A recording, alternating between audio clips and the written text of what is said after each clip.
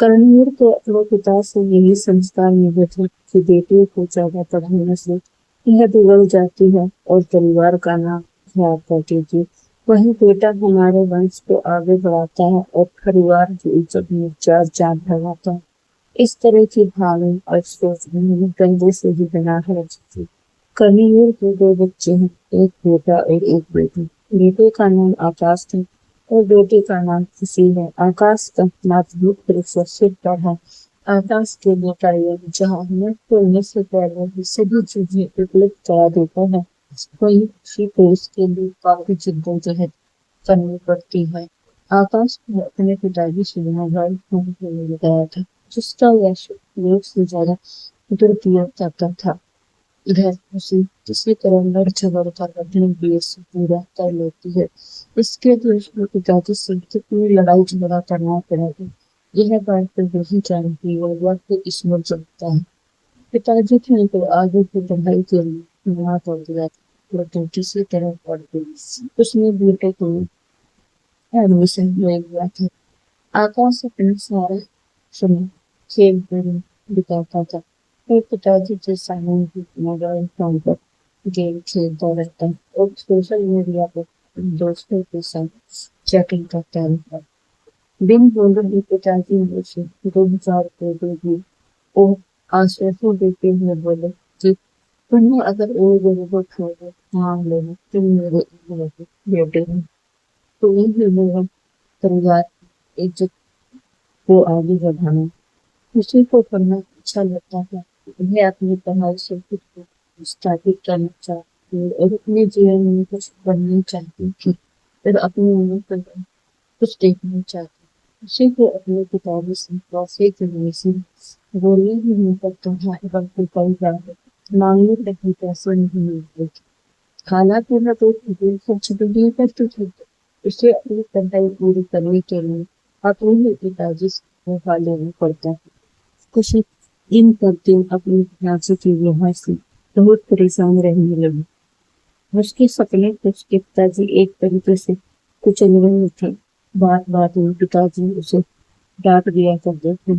ये सारी बात उसने अपनी माँ को बताई। माँ किसी पर आश्वासन देते हुए बोली, मैं तुम्हारे पिताजी से बात करूंगी। लेकिन माँ भी जानती थी कि कर्मवीर उसकी बातों को नहीं देते हैं, और न ही घर में उनकी कोई इज्जत थी और न ही कोई सम्मान उन्हें देता था।